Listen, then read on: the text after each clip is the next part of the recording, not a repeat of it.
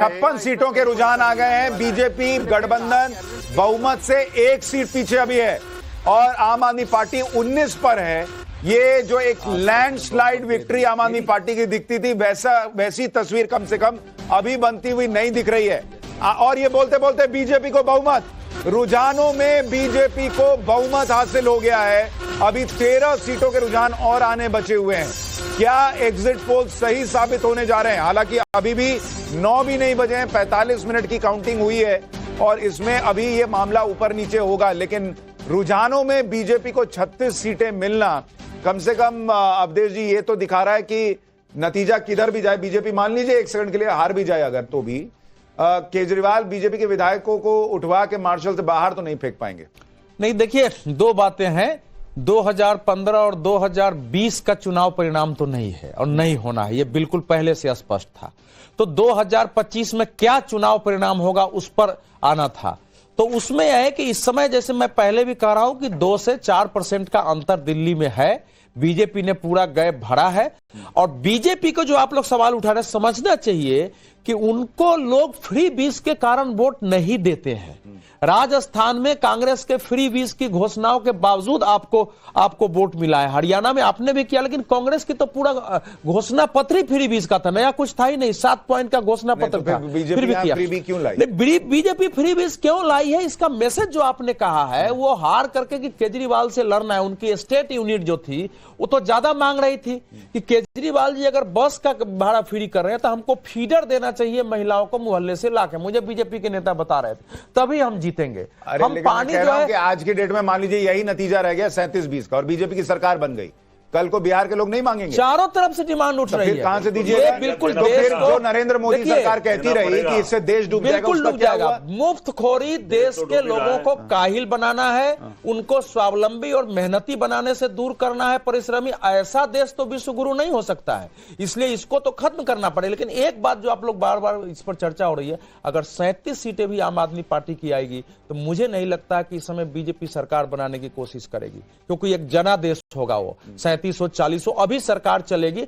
आम आदमी पार्टी अपनी आंतरिक जो उनके अंदर समस्याएं पैदा हुई है उससे उसका टूटना तय होगा। आनंद भाई, क्या अगर ये स्थिति है कि आप ये कह रहे हैं कि भाई केजरीवाल को रोकने के लिए फ्री भी जरूरी था, सब मान रहे हैं, लेकिन अब ये रुकेगा कैसे अगर आप जीत गए? बहुत देखिए, एकदम ठीक बात कही उन्होंने, लेकिन ये समझना कि इस इलेक्शन में ही फ्रीबीज दिए जा रहे हैं ये गलत होगा। पिछले 10-15 सालों से जिस तरह का अगर हम ट्रेंड देखें, हर पार्टी फ्रीबी प्रॉमिस कर रही है, हर पार्टी फ्रीबी डिलीवर कर रही है। बस डिफरेंस ये है कि फ्रीबी और वेलफेयरिज्म में जानबूझ के पॉलिटिशियन ने वो लाइन जो होती है ना शान जी, वो ब्लर कर दी है। लोग ये कंफ्यूज हो गए हैं कि फ्रीबी क्या है, वेलफेयरिज्म क्या है। अब मैं अगर आपसे पूछूं, एक आपके सवाल लूं, जो पुअर पॉपुलेशन है हमारी, वो भी इनडायरेक्ट टैक्सेस देती है। वो अगर तेल साबुन खरीदते हैं, उनके पास जितना पैसा हो तो उसमें टैक्स जाता है। उसमें अगर उनको 2100 रुपए पर मंथ फ्री मिल रहा है, उसको आप फ्री भी मान रहे हैं। लेकिन मिडिल क्लास को जब आपने 2 लाख रुपए टैक्स हटा दिया, उसको कोई फ्री भी नहीं कह रहा है। आप देख रहे हैं क्या तो लोग भूल गए हैं फ्रीबी क्या है, वेलफेयरिज्म क्या है। अब मेरे ख्याल से मदर ऑफ ऑल फ्रीबी, जो सारी फ्रीबी का मदर है, जो कोई पॉलिटिशियन टच करने को हिम्मत नहीं है, वो है एमएसपी।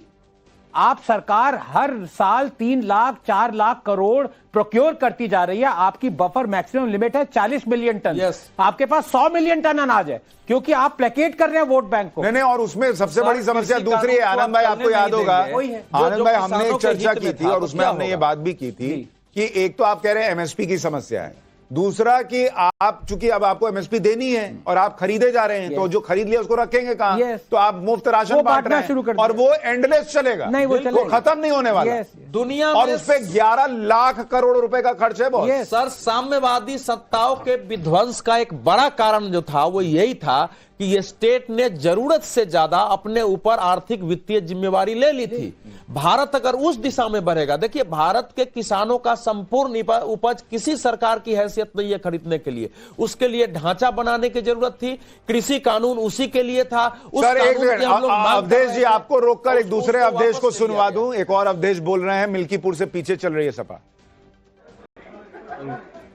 और हमारे नेता माननीय अखिलेश यादव जी की कृपा पर यकीन और विश्वास के साथ मैं कह सकता हूं और कह रहा हूं कि भारतीय जनता पार्टी ने यूं तो बेईमानी का पूरा रिकॉर्ड तोड़ दिया गया। विश्व में जो यूनिबुल में नाम दर्ज किया है बेईमानी में, और इसके बारे में हमने बहुत पहले कई बार, यहाँ तक 4 फरवरी को चुनाव आयोग भारत सरकार, चुनाव आयोग उत्तर प्रदेश और जो हमारे यहाँ पर चुनाव में ऑब्जर्वर आए थे 2, उनके सामने पूरी बात रख दिया था। एक एक अक्षर उन्होंने पढ़ा और जो जो शिकायतें और संभावनाएं थी जिनके बारे में मैंने उनको पूरी तरह से, और यहाँ के दैनिक जागरण को, अमर उजाला को, जन मोर्चा को, और तो अवधेश जी अभी पीछे चल रही है सपा, हारी भी नहीं है। बीजेपी प्रत्याशी करीब 4000 वोट से ही आगे हैं, लेकिन अवधेश जी अभी से रो रहे हैं कि भाई वहां पे प्रशासन जो है उसने ये किया वो किया। अभी कुछ दिन पहले जब ये जीते थे तब प्रशासन ठीक था, फिर ये वहां लोकसभा जीत गए तब भी प्रशासन ठीक था। अब बेटा हार गया और उसमें अपनी चीज नहीं देख रहे हैं कि भाई इन्होंने, आपने कैसे पब्लिक को हर्ट किया कि आप जो है वहां पे पब्लिक एक तो ऐसे ही दुखी थी कि भाई कैसे अयोध्या में ऐसा हो गया, और उसके बाद आप जो है अवधेश प्रसाद को, अखिलेश यादव जो है वो ट्रॉफी की तरह घुमा रहे हैं कि देखो देखो मैंने हिंदुओं को जो है इस तरह से चोट दी है। 16 करोड़ लोग अयोध्या आ रहे हैं। सुनिए, क्या सांसद के नाते इतनी भी जिम्मेवारी नहीं है कि जाके देखे कि उनके लिए व्यवस्था क्या है, कैसे आ रहे हैं और ठीक से दर्शन कर रहे हैं कि नहीं कर रहे हैं?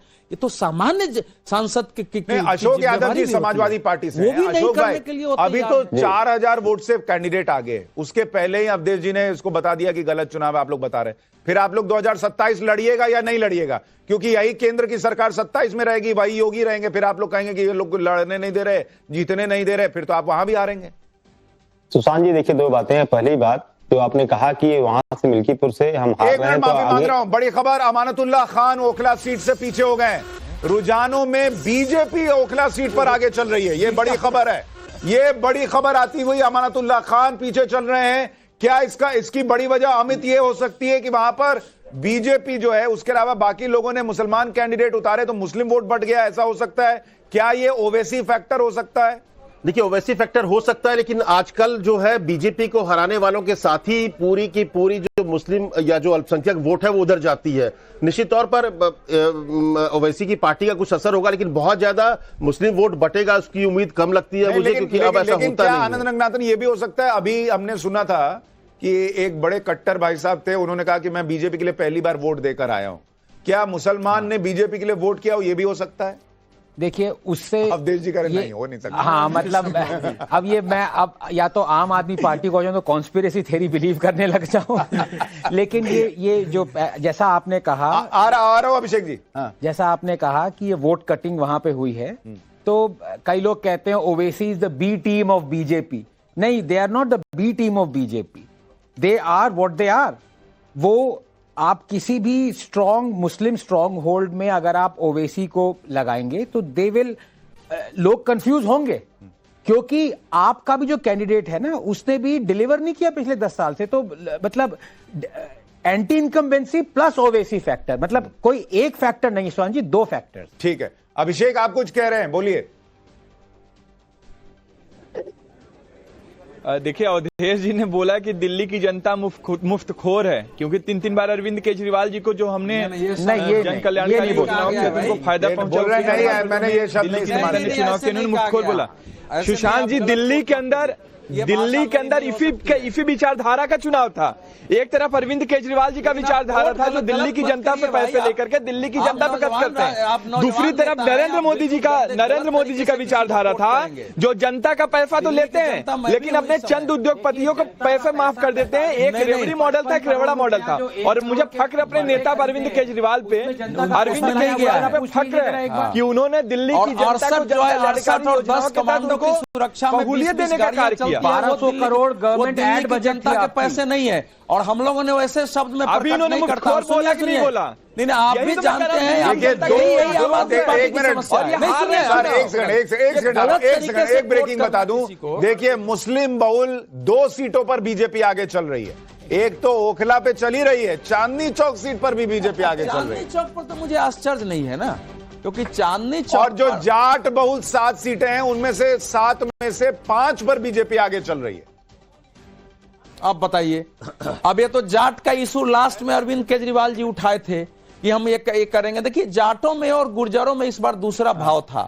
इस बार ये था कि उनका नेता केजरीवाल के देखिए, विरुद्ध अब मैं लड़ आपको रहा थोड़ा है। ब्रेकअप बताता हूं। ऐसी मुस्लिम बहुल सीटों में 2 पर बीजेपी आगे चल रही है, जाट बहुल सीटों में 7 में से 5 पर बीजेपी आगे चल रही है। ऐसी सीटें जहां सिख वोटर का प्रभाव ज्यादा है, 11 ऐसी सीटें हैं, उनमें 5 पर बीजेपी आगे चल रही है और 3 पे अब बीजेपी आगे चल रही है। तो ये अभी का समीकरण है। जी जगदीश भाई। सुशांत भाई, अभी अभिषेक जी जो आप पार्टी के प्रवक्ता कह रहे थे, कांग्रेस अपनी अस्तित्व की लड़ाई लड़ रही है। ये भूल गए हैं कि राहुल गांधी विपक्ष नेता है, 100 MP के आसपास हमारे पास MP है। अगर ये आप पार्टी आ जाएगी तो अस्तित्व इनका खतरे में आ जाएगा, केजरीवाल का आ जाएगा। मुझे लगता है कि मायावती की तरह गुमनाम जिंदगी में तो नहीं चले जाएंगे। अस्तित्व तो केजरीवाल का दाव पे लगा है। कांग्रेस पार्टी थी और रहेगी। इतिहास हमारा, हमने काम करा है, फिर काम करेंगे। हम गिर के फिर उठने वाले लोग हैं। तो कहीं ना कहीं अस्तित्व की बात तो देखिए, एक और बहुत बड़ी खबर मैं आपको बताऊं जगदीश भाई, आपके लिए थोड़ा प्रसन्न होने की भी खबर बता रहा हूं। अभी शुरुआती रुझान है, शुरुआती काउंटिंग है, लेकिन उस शुरुआती काउंटिंग में कांग्रेस को 14% के करीब वोट जाता दिख रहा है। 14%। और इसलिए आम आदमी पार्टी को अगर ये डेंट लग रहा है, बीजेपी गठबंधन 39 और आप 25 पर दिख रही है, तो इसमें अभी शुरुआती रुझानों में कांग्रेस का योगदान भी है कि वो आम आदमी पार्टी को चोट पहुंचा रही है। अभिषेक भाई, ये कांग्रेस आपको पीछे से कटप्पा वाला मामला हो गया है, छुरा भोग दी है। मैं कह रहा हूँ कांग्रेस का जो पिछली बार का वोट शेयर था उससे भी आधे होने जा रहा है। अभी धैर्य रखिए, अभी बहुत ही अर्ली है। अभी 2 पे आएंगे। 10 बजे तक भाजपा की सरकार बनती रहेगी, 10 बजे के बाद हमारी सरकार हम लीड लेने की जनता ने बता दिया भाई, झूठों को बाहर निकालो। कांग्रेस की जगदीश भाई वो कह रहे हैं 2 पर आ जाएंगे आप, 2% पे। अभी देखना, वेट करते रहो, मायावती ना बन जाओ आप लोग।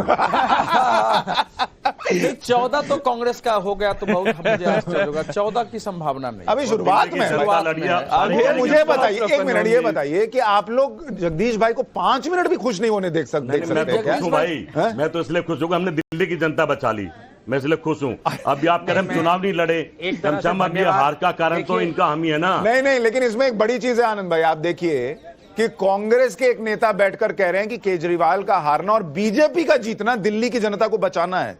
इनको बीजेपी से प्यार हो गया है, इनको बीजेपी से प्यार हो गया है। दिल्ली की जनता, आप देखिए शिवम छाबड़ा जी, मिलेगी काम। ये तो फिर वही बात हो गई कि अंदर खाने कुछ हुआ है। ये कैसी मोहब्बत कि केजरीवाल का हारना कांग्रेस को लग रहा है कि जनता को बचाना है। भाई विचारधारा की लड़ाई है। अरे विचारधारा, लोकसभा में आप लोग कह रहे थे मोदी से बचाना है, आप केजरीवाल से बचाना है। विचारधारा देश में नहीं रहनी चाहिए। कलेक्टिव साइकोलॉजी ऑफ पीपुल को रिप्रेजेंट कर रहे हैं। लोगों के अंदर ये भाव है जो चाहते हैं कि भाई ये रोज चक्कर जो है एलजी नहीं कर आ रहा हूं अमित भाई। शिवम छाबड़ा जी कुछ कह रहे हैं, एक बार शिवम छाबड़ा बोलिए। ये है, देखिए दोनों ही दल अपना अपना जेब पिटाने का प्रयास कर रहे हैं। अभी 6 महीने पहले तक हम साथ खेल रहे थे, अब हम आपके हैं कौन की बात कर रहे हैं। तो कहने का अर्थ ये है कि अपने दोनों जेब पिटाने का प्रयास कर रहे हैं, इसके बीजेपी से कोई लेना देना नहीं। 1 मिनट आपको थोड़ा सा रोक रहा हूं। वीरेंद्र सचदेवा कुछ कह रहे हैं, दिल्ली बीजेपी के अध्यक्ष, सुनिए जरा। अपने दिल्ली के प्रदेश अध्यक्ष वीरेंद्र सचदेवा जी का साफ तौर पर कहना है कि निसंदेह इनकी सरकार बनने वाली है। और वीरेंद्र सचदेवा इस वक्त जो अपने घर से निकल चुके हैं और यहां से सीधे हनुमान मंदिर जाएंगे और हनुमान मंदिर के बाद सीधे बीजेपी कार्यालय जा सकते हैं, जो प्रदेश का कार्यालय है। तो इस वक्त मैं आपको दिखा रहा हूं, जहां एक तरफ जो है मतगणना लगातार जारी है, जहां पर काउंटिंग हो रही है और कई सीटों पर बीजेपी की बढ़त है। ऐसे में साफ तौर पर जो दिल्ली के जो प्रदेश अध्यक्ष है बीजेपी के वीरेंद्र सचदेवा, उन्होंने आश्वस्त जताते हुए कहा है कि हमारी और नीतियों से प्रभावित होकर मिल्कीपुर के महान जनता का अपार जन समर्थन मिला, इसके लिए वहां के मतदाताओं का मैं हृदय से आभार व्यक्त करता हूं। धन्यवाद। सबसे पहले मिल्कीपुर में क्या करेंगे आप अगर विधायक होते हैं? मिल्कीपुर के विकास में हम लोग कोई कोर कसर नहीं छोड़ेंगे और वहां के जो सरकार द्वारा जन कल्याणकारी योजनाएं चलाई जा रही हैं, समाज में खड़े अंतिम पायदान पर खड़े व्यक्ति तक हर सुविधा पहुंचाने का काम किया जाएगा और वहां के विकास में कोई कोर कसर हम लोग नहीं छोड़ेंगे। धन्यवाद। अच्छा, कैसा लग रहा है? योगी जी ने आपको प्रत्याशी बनाया, आप विधायक बनने वाले, कैसे देख रहे हैं? अभी बताएं, अभी बता रहा हूँ। मिल्कीपुर से बीजेपी के प्रत्याशी चंद्रभान पासवान को आप सुन रहे थे, जो कि आगे चल रहे हैं। वो कह रहे हैं कि भैया हमने बहुत काम किया और काम आगे लोगों तक पहुंचाएंगे, इसलिए वोट पड़ रहा है। वीरेंद्र सचदेवा अब हनुमान मंदिर जा रहे हैं। तो ये 26-43 का मामला बना रहे। आप देखिए अभी 70 की 70 सीटों के रुझान आ चुके हैं दिल्ली में। 70 की 70 सीटों के रुझान के बाद इस वक्त तस्वीर है कि आम आदमी पार्टी 26 और बीजेपी गठबंधन 43। सुनिए। अरविंद केजरीवाल ने जिस तरीके से बताया कि उनके विधायकों को बीजेपी के द्वारा 15-15 करोड़ रुपए के जो है वो पेशकश की गई। हार और निराशा जो है वो आदमी को कितना विचलित करती है, वो कल हमें देखने को मिला अरविंद केजरीवाल और संजय सिंह के बयानों में। पहले से बहाने ढूंढना हार के,